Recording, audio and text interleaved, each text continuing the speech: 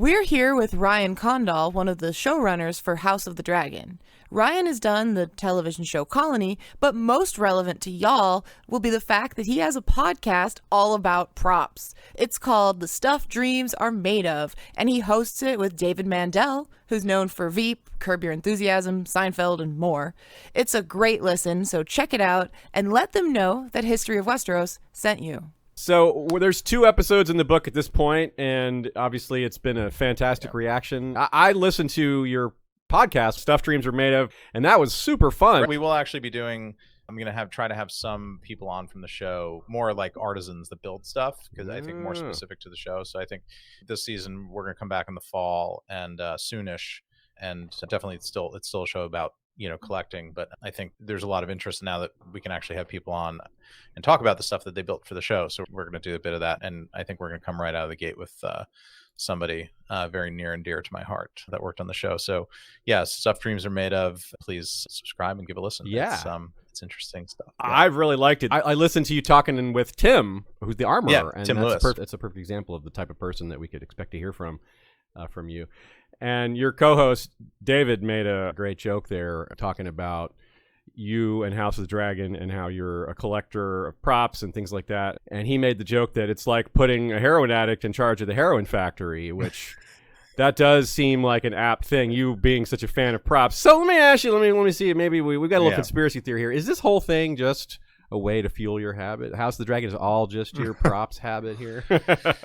Yeah, Dave and I have also joked about that. He's like, really the best way if you're a collector is just to sort of, spend 15 years, learning a craft and then go and create a genre fiction show and then create a bunch of stuff within the show and then make the show and just steal the stuff from the show, and thus it's essentially a perpetual motion machine, right? It's there is no wasted energy there. Simple as that. Yeah.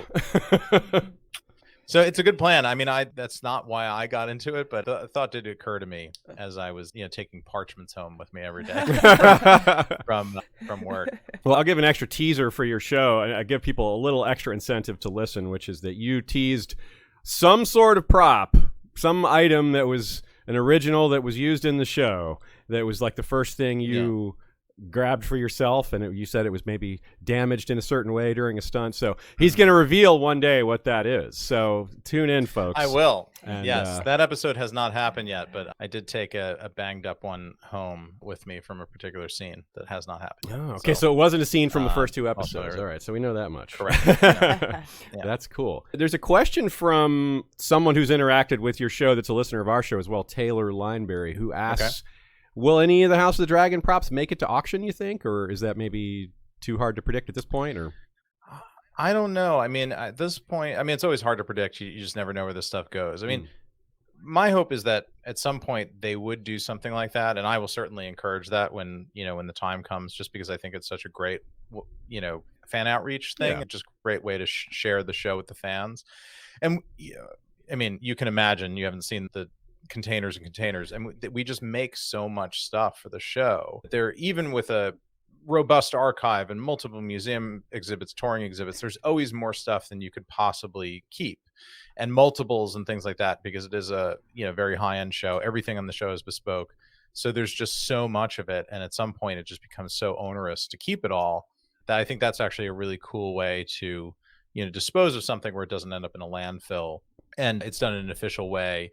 If things always sneak out the back door, shows like this, I imagine they did on the original show. I've seen things that are not supposed to be out there that have been shown to me, but not in an official capacity. So nothing really happened with the original show in official capacity, which surprised me given how many seasons went on. I guess we shall see. Yeah, I could imagine see the bidding on a giant Balerian skull. That thing is so huge. It's like the size of a Ford F-150. I mean, it's gigantic. I don't know who would have room for that thing. I certainly don't, but that doesn't mean that I wouldn't bid on it. Yeah. I don't have room. How much bigger is the Balerian skull on set compared to the one you were at Comic-Con? We went to Comic-Con as well and saw the one in the Dragon's Den. How much bigger is the on-set one? Yeah. Is it about the same size? It's comparable, but I would say plus 25%, maybe plus 20%. Yeah, the teeth were the real tell to me, because the teeth on the real prop are, properly short swords, long daggers, Jeez. however you want to look at it, as described in the book. But yeah, it's enormous. I mean, it's enormous. And you can see it's not a visual trick. Like when Viserys and Rhaenyra are standing under it in the pilot, they're right in front of it. It's there. The prop is actually right there. It's not a green screen effect or a forced perspective or an element or anything that's in there. It's up on a big plinth. You can see how, Patty's 6 foot. He's my height. Wow. It towers over him. It's absolutely massive. That's fantastic. Well, one of the props / set pieces that has caught a huge amount of attention, especially in our corner and just in general, is the just incredibly awesome Valyria model. Can you, Viserys is working on, can you talk to us about anything to do with that? Like where the idea came from, how it was made, just how awesome it is? Because I just stared at it last night. There's the overhead shot in episode 2, and I freeze framed it and just stared at it for a while and just kind of let my imagination run wild on the possibilities. It's so beautiful. Yeah, it's great. It was built by our big props team, and it's the same team that made Valerian Skull, the same team that made the Iron Throne, the team that made you haven't seen it yet, but the artifacts in the Sea Snake's Great Hall. You saw a little bit of it in episode 2. Yeah. So anything kind of massive, you can't take to set in a briefcase that's considered a prop or a big piece of bespoke set deck they make. And that idea actually came out of the writer's room. And we were looking for, the joke in the writer's room is sort of like, I feel like Viserys would have a train set, that he'd be working on. Like, what's the medieval version? What's the Westerosi version of a train set? And it came around to Viserys being steeped in history. And we know that, in the book, he's kind of cast as this sort of, lighthearted king who likes his feasts and his balls and his hunts and things like that. And Viserys definitely has that streak to him. He does have that bit, I wish I could just retire and go out to the country and slough off this responsibility that I have. But I think the underlying thing, the more interesting, complex wrinkle to him is that he carries this burden that they shared with Rhaenyra in the first episode. He is deeply steeped in Valyrian history. And I think that was the thing that we came around to, is like, it's interesting that Viserys actually has this really deep kind of scholarly knowledge of Valyrian history and doesn't know it cursorily the way I think a lot of people, even other Targaryens, do. They take all the important bits, like fire and blood and dragons, and we're closer to gods than men. I've got all that stuff. Whereas Viserys has actually studied it, and we'll talk about it as the season goes on. And it felt like his obsession with that history would lead to other things in a hobby. And then, thus and so you go, and it's like, wouldn't it be cool if he was building a model of the city center of Old Valyria that he's reconstructed from, as he tells Alicent, the histories, the texts, the drawings that exist. And this is considered to be, at this time, a very accurate re-representation because, he's the king, he's very rich, he can source whatever rare book he wants from any corner of the world that survived with descriptions of, drawings of Old Valyria. And he's doing much the job that Archmaester Gildane did, which is sifting through historical accounts and trying to find the best ones to create. So this is definitely it's an idealized version of Valyria.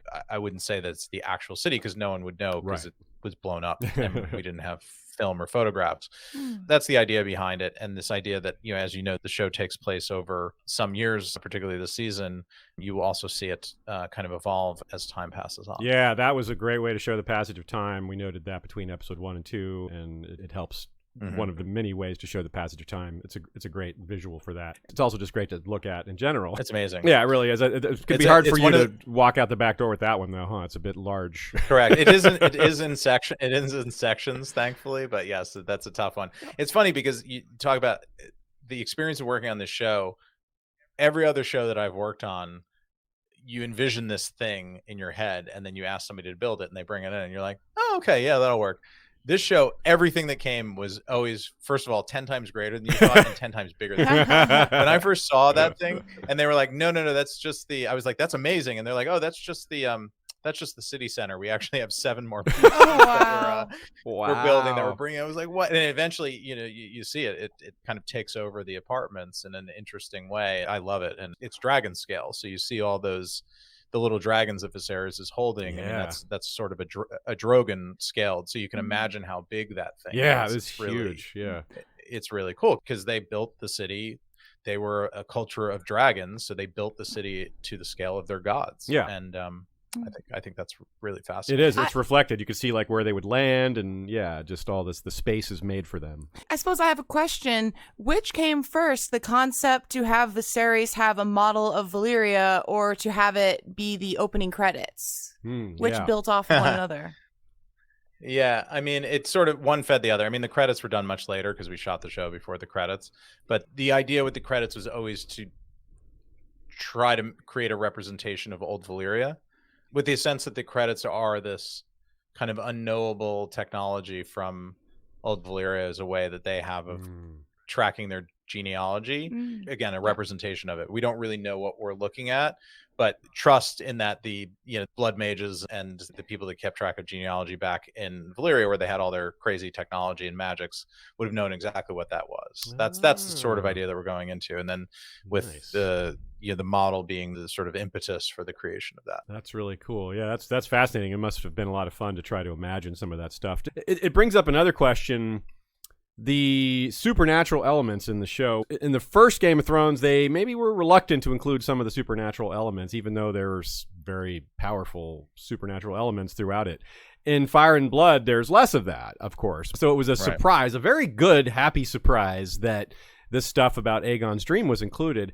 It gave us a lot to talk about, a lot to think about, and added that supernatural element. Can you talk to us maybe about your approach for not just that particular plot point, but just how to handle the supernatural, how to handle things like that in this setting, or what your approach was? Yeah, I mean, you have to do so with a deft hand. I mean, I love what George did in the original books. Was he opens with that banger of a chapter, the prologue of the first book, which tells you that this is a fantasy world, but then you don't go back to it quickly. And what happens in that chapter, which I always love in the way he wrote it, even though those characters inhabit this fantasy world, that stuff is really scary and out of world to them. So that it's rare and it hasn't happened. So it's special. And then he takes a long time before he dips back into that world and goes back there. I mean, in terms of the first book, I mean, we get a little bit of a sense that maybe something's going on with Varys. And then I think the other big thing that happens is the hatching of the dragons, right? I mean, there's not, I don't think we get into faceless men. Direwolves, of course, come around, but those seems like an event, but those seem like more of a, finding a crypto. Yeah, well, the wolf dreams don't start till book 2. You're right. So they got the direwolves, but the supernatural, the real deep stuff doesn't come till a bit later. You're right. Yeah. So he immerses you into it. He doesn't just come at you with all this kind of high magic and high fantasy.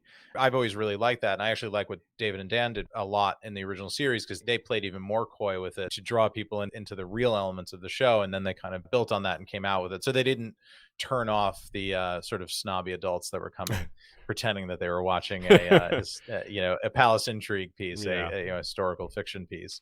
With Fire and Blood, as you pointed out, the magical element there is really just the dragons. And a bit of dreams, Targaryen dreams and things. It's essentially the magic that's related to the Targaryens and little else. So we wanted to keep the sense of that alive, because it is very much alive in Westeros. And George himself talks about when there are dragons around, the magic is more alive in the world. So how do we keep that alive and remind people that this is a world where prophecies come true, where things are foreseen and then do happen, where magic does exist? We know that there's blood magic, and there's all sorts of green seeing and the weirwoods and all those things that we know from the original series. But I didn't want to just dump it on the narrative. So it's, how do you find places and storylines where you can remind people that stuff is still alive? I mean, the dragons really help because they are cool and they are a very visual reminder that we live in a fantasy world. But I also love what George did with all the prophecy and the clever way that he built that stuff over decades, and some of it still hasn't paid off in the books. Yeah, for sure. But we know it's going to. And that's what drew us back to the dream, when George told us about Aegon being a dreamer, and that having been kept from the written history, that felt like a great place to go, because that felt like something that the Targaryens could carry, and you can play with ideas within that. We also know where that history goes, so that makes it in and itself interesting and turns it on its ear the way George always does with his writing. This isn't just going to go to a clean end where you find the chosen one and it's Neo and he saves the Matrix. It doesn't go that way. See, the letters N-E-O are in Aegon, so I really thought... No. That's true, and you can't spell Targaryen without rhyme. I'll just give you that. Damn, how did I miss that one? So, on the subject of the dream, in various interviews, it seems to me that George provided you with the information that Aegon was a dreamer, and y'all filled in the gaps of what the ramifications of that could be, how that could go. You spoke about how you decided to build on that by having him pass that down to future generations. Is that the sort of thing that you come up with and then you run it by George and see what he thinks of it? How much of this is like a consultation, a collaboration? What's the process like there? The back and forth? Are you just texting him every day? I do text him every day. He texted me today. Yeah, it's an organic process, and I definitely, with big things like that, I do really try to involve him as much as I can. I mean, some of it is acknowledging that there is show canon and book canon, and we now know that those two things are different. They have to be, because the show is different than the book. So we are show canon, but that doesn't mean that I'm not attempting to do the thing that I promised right out of the outset, which is render a very faithful adaptation of Fire and Blood, but trying to do so in a way that also provides connectivity to the original show. And that requires certain things to be modified, to be invented in some cases. Also, just the nature of Fire and Blood being a history book. We are told that events happened. We don't know how and why they happened. We don't see the POV chapter. That's the scene between Alicent and Viserys in his bedchamber. But we can imagine something like that happened to lead to the thing that's actually in the historical record. Yeah. So I'm constantly playing with all that stuff. And when big things do come along, I really do try to, share them with George, pitch them to George, run them past George. Also, he's reading things all the way as we go along. He's reading scripts. He's seeing cuts is a bit late, but he's reading scripts as they go along, and he hears the season pitch when we have it. And big things I try to run past him. Sometimes I ask T to go to go run it past him. Lovely. And also she's really good at having a sense of things that he will like, or possibly things that are more of a discussion with him. She's worked with him a long time. Yeah, so it is a really organic process, and I think a respectful one. I mean, he understands that I have a very different job than he does, and I have to render a thing to present it on television and also justify the massive cost of the show and draw in a massive audience. So, we're always playing with multiple masters, the biggest of which to me is George in his lore, but sometimes that stuff can't be 100% fully serviced, but I try to do it as much and as often as I can so that he knows and sees the truth, which is that I deeply, deeply care about his material. That's great. And that does shine through. I mean, obviously we've only seen 2 episodes, but we can tell there's so many small details that reflect that care.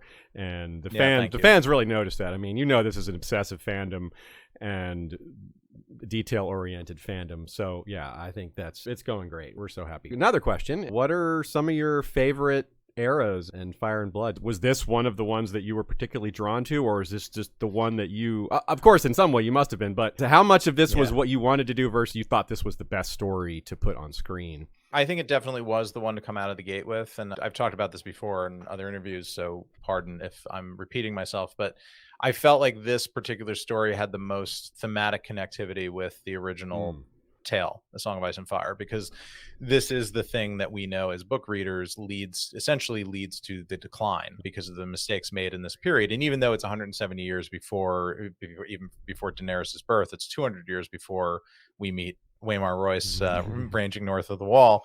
It does have a ton of resonance with the original series, and it is the counterpoint. It's like there's the Empire in decline, this is the Empire at its very height. So I think for all those reasons, it did feel like the one to come out of the gate with. It was the first real Targaryen history that I've been exposed to because of Princess and the Queen and the Rogue Prince. George, when I got the job, he handed me the galley for Fire and Blood because it was a few months before it had been published, which of course I, as a fan, freaked out, went home and, consumed like a raccoon behind a dumpster with finding a Krispy Kreme donut. And perfect. And I really loved it all. I mean, I think as a book nerd, I most enjoyed the Jaehaerys period because it's so classic George, which is like everything's going great on the surface and his family is tearing him apart piece by piece from within.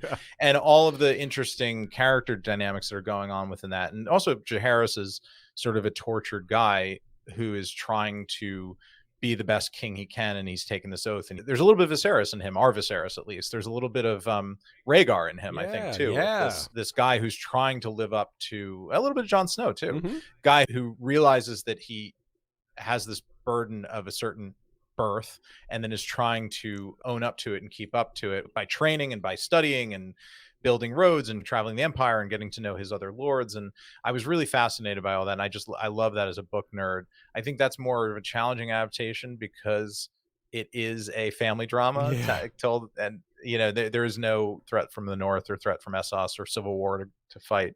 But those are the two sections of the book, Jaehaerys and the dance, that really snagged me. I think once you hit Jaehaerys, to me, you really kind of tear through the rest of the book pretty quickly. Then as a fan, I want to read about the Blackfire Rebellion. Yeah. Oh, right on. Yeah, we've dedicated a lot of podcasting Volume time 2. to that. Yeah, right. We love, the big empty spot in World of Ice and Fire where he's like, this is where Blackfire 3 is going to be, but I haven't written it yet. So, we're waiting for that. Someday, right? So, speaking of Jaehaerys, this is kind of a random question, but we thought it was fun. The throne that Jaehaerys is sitting on at the beginning, that's a fantastic prop or item or whatever we'd call that. I don't know what it's really made of. For all we know, it's a piece of styrofoam. But is there any thought to where that came from? It was a kind of a random question we got. Like maybe the sea snake found that on one of his journeys. Is that the kind of thing that ever gets discussed in the background? Like I know you guys are all have some nerdiness in you to add that detail. We do talk a bit about it. Some of it gets written into the script. That was our wonderful set deck and props team going hog on that. But I think the idea there was simply, we're at Harrenhal, we're not at home. Yeah. If he was at home, he'd probably be sitting on the Iron Throne. True. But he's gone there for this kind of once in a dynasty event, right? And this is the Targaryen Empire at its height, and they're trying to project, strength and confidence and I think wealth and power, and do not challenge us, do not challenge the boat as it comes. So even though it's in Harrenhal and it's a few weeks march away from King's Landing, they probably built a bunch of stuff to go and represent themselves in the Great Hall. So what would Jaehaerys or Jaehaerys's council and close counselors have built for him to project this kind of dynastic power at an event like this, where you're literally going to be standing before every lord in the kingdom demanding their fealty? You made the point about that being the actor who played Bib Fortuna, Michael Carter. It almost looks like Jabba's plinth. It's like he's really, it's like he's taken his old master's spot there. Important question, I think, for understanding how this was adapted, and I think something that you've briefly touched on in other interviews.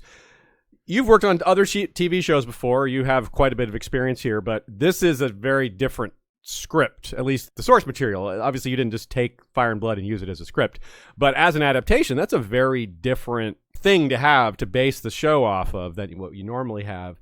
Talk to us a little bit about how that made things different, how that affected your process, and maybe how that allowed some of the actors, like Emily Carey as an example, her journaling and character. Was that an extension of all that, allowing the actors to have more room, given that the source material has this extra room in it? Yeah, I mean, it's definitely a fascinating challenge as an adapting writer, because it is kind of wholly unique. I mean, I was trying to think of another example of something like that, a fictional piece of nonfiction. The closest I could get was a Silmarillion. But the Silmarillion's never been adapted. And the Silmarillion's even written a little bit more like prose. So this is really like, if I was adapting a medieval history book on the anarchy or something like that, where you do your best to draw as much from the history as you can, and then you realize that there's a bit of dramatic invention that you have to do. The latitude that I think it brings is exciting because it's challenging, but there are sometimes where we're sitting there and we just wish we had a little bit more, material to hang our hat on to move the narrative on. It definitely has its features and its flaws. Not that it's a flawed book, just in terms of the adaptation exercise. Right. In terms of the actors, I mean, Emily's a great example, wonderful actor, really smart, about wholly realizing this character.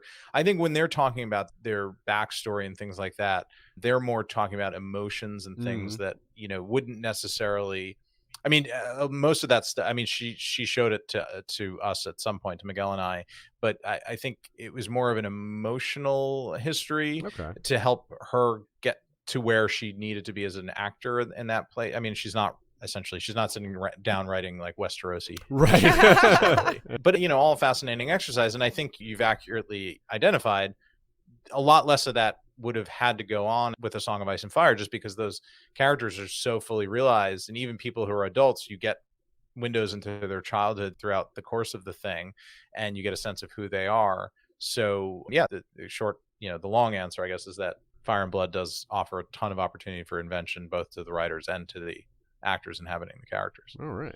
We've got a couple of real quick questions to finish off. I know we're about out of time here, so we'll give you just some short ones to wrap it up. Go ahead. A question from listener Scott Wortman. Is there a favorite house of yours that you just weren't able to include that you really wanted to?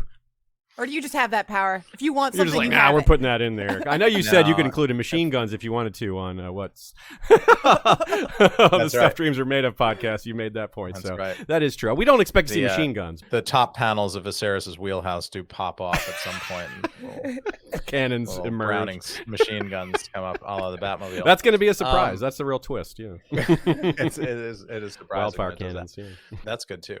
I've really enjoyed introducing, I think the fun of this series is that you get to introduce the Hightowers and the Valarians and spend a lot of time with them. So I've really enjoyed that. I think particularly the Valarians have been really interesting, because that was such an interesting place to go. And that's a house that exists in The Song of Ice and Fire, but is so kind of marginalized that you don't even really hear about them anymore. So here, exploring them at their height. The Hightowers are always important. It's just they're way off in the south, and they didn't have anybody at court, so you don't really get a sense of them. I think they're interesting because this is their World Series. I mean, this is the best the franchise has ever been. Yes. Most powerful. Peak. And I think that's a fascinating thing to explore, because they, in many ways you can say either one of those houses are sort of the Lannisters of this time in their reach and power and their access to the to the throne and to the king's ear, in some cases the king's bed. True. And I think all that stuff is fascinating. I'm glad that Fire and Blood, as much as I love the Starks and the Lannisters, was not just another go at the Starks and the Lannisters. That they still inhabit the world, but we're going to focus over here and here now. Yeah. And I like that a lot. That was good. Yeah, I agree. Totally agree with that. From Stacey Meyer, was there any particular character that stood out as really hard to cast, one that through that process that proved particularly difficult, maybe more than one? I mean, we had sort of an embarrassment of riches the whole way along, because it's such a great acting pool out here, and also people really wanted to do the show, and we were casting during COVID, so a lot of people were out of work, or at least paused on work. So a lot of people were just happy to, if not get out of their houses, at least get in front of a Zoom and do some acting. I think it was very challenging casting the multi-generational characters, the characters that we represent at different ages, because you have to find actors that reasonably have the same kind of facial structure as one another, so you believe that one grows into the other, but they also have to be great actors. And you have to find two of them. So that was very challenging. Young Rhaenyra and young Alicent were very challenging, because the very first people we cast in the show were Patty, Emma, and Olivia. So we had Emma and Olivia for months before we got to Emily Carey and Millie Alcock. Interesting. Alcock, sorry. I keep giving this like British accent to her name. It's Alcock. Sorry, Millie. I introduced her on stage, pronounced her name wrong at the British premiere in front of 800 people. So anyway, it's Alcock. It's Alcock. Okay. But yeah, so there, and that was really tricky, because those are two main characters. You need these really interesting, deeply compelling actors to inhabit not only the character, but also to fill Emma Darcy's shoes and Olivia Cook's shoes, which is no small feat in itself. And so that just took a little time. Right on. Well, that does make a lot of sense. The multi-generation ones. I've lots of shows that have had that challenge. What comes to mind is Rome, when they had to change the actor for Augustus. And yeah, he didn't really look like the other one. I mean, they were both good actors, but that was an example of, wait, that's Augustus? Anyway. But I don't envy that, having to make that choice. But all credit goes to Kate Rhodes James, to our casting director. I need to call out Kate, because she did all the finding. She just put great people in front of us and let us, read them and challenge them. Okay. Okay, two quick ones here. Do you have a favorite Aegon of all time? That's a question from listener Dom Tartaglia. I mean, Aegon too is not a good person, but he's fascinating to write for. Interesting. Because there's a deep pathos there, and it's like it's one of those characters who, it's a great George, character, because he is gray, and he does, in even the things that you don't like in him, as you will see, there are reasons that a person becomes that way over time, being raised in such an environment, being, things happening around him. And there's nature and nurture elements to it, but he's not a straight sort of Joffrey, bad seed. I think Aegon could have, in a different environment, maybe broken a different way. And also Aegon is sort of the kind of guy where, if he wasn't vying for the throne, he'd probably be just kind of fine. The fact that the crown is within reach, that makes him kind of more perilous and dangerous than he is. Whereas Joffrey is sort of, you don't even want that guy as a neighbor in your building. Yeah, true psycho. But I have to also pay service to Duncan Egg. And I love little Aegon and that whole story and where that goes. And because of my relationship to George, I've been exposed to certain things about, deeper details about that particular story. And it's great. I mean, it's, spoiler for your podcast, George is a very good writer and has what this is the first we're hearing of this. I know, and has really great things in store there, and they're wonderful. I've always loved that story because it's just so tonally different than A Song of Ice and Fire, and also Fire and Blood. I just think it's a great, even though they're all happening in the same world, it's 3 completely different meals for people. And that one's always been very kind of near and dear to my heart. I think I read, is it possible I read The Hedge Knight before I read Storm of Swords? I mean, really? I think that might have happened. It did come out before Storm of Swords. I think it came out only like a few weeks after A Clash of Kings, if I remember my history correctly. But yeah, I became a fan just as Storm was being published. So I think I found The Hedge Knight while I was waiting to track down the hardcover for Storm. So I think I read that. And it just stuck with me because I was like, wow, this is really cool. So there's a whole universe here. That's amazing. That is also when I discovered the universe. I remember going to Barnes & Noble to read the Cersei chapter in the back of the paperback Storm of Swords, which was... that was the only way to get it without buying the book again. Yeah. So those were the days. Those were the days when they had bookstores. Yes, those were yeah, exactly. Now you go find the synopsis online somewhere that someone else has posted illegally. TikTok. Yes, TikTok, right. TikTok has replaced bookstores? That's grim. And literacy, don't forget literacy. Yeah. All right, last question. A lot of people want to know about things about the sources, like the characters from Fire and Blood who provided the sources, whether we'll get like a taste of, maybe not taste isn't the right word for mushroom, or Septon Eustace or any of the other Orwyle or any of these other characters, or any of these can have like a nod. Of course, it would be maybe too much to expect them to be featured. I don't know that anyone's expecting that, but will we maybe get hints of that? Is there some nod to that being thrown in, maybe? Something to look forward to, maybe? I will say no one wants to taste mushrooms, just to start. Yeah, that was poorly worded on my part. Yes, that's a biohazard. If I've ever heard one. That's a bad trip. That's even if mushroom. even if a third of those stories are true, nobody wants. You should definitely wash your hands after eating mushroom. But yes, there is service paid to those things. Some more than others, some not at all. Okay, is that a vague enough? Yeah. Tantalizing enough. Yeah, I mean, we can't expect too much there, but we're we had hopeful. to ask. It's a burning question in the fandom. A lot of people wanted to know, and we told them that we wouldn't probably get a completely straight answer, but it'd be worth asking. So we appreciate that. Yeah, so this has been great. We really appreciate your time. These were some really good answers. Of course, it's great nerding out with you on this. We're all just fans of this material. You obviously have a big high seat here, and we're really happy with what's been coming from you and your team. Great. Well, great. I mean, that means a whole lot. I mean, this is, this audience is where I started, and it's definitely who I had in mind when sitting down with the show. And I want to do right by you guys. So that's all great to hear. Awesome. Well, we'll call it an interview here. A great conversation has been had. We'll be putting this out soon.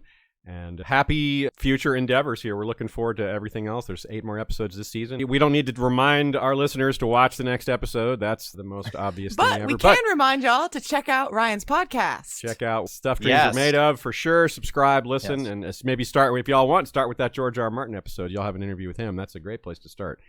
But the rest of the catalog is excellent, too. All right, everyone. Thanks for watching. Ryan, thanks again. And we'll see you all next time. Valar Rereadus.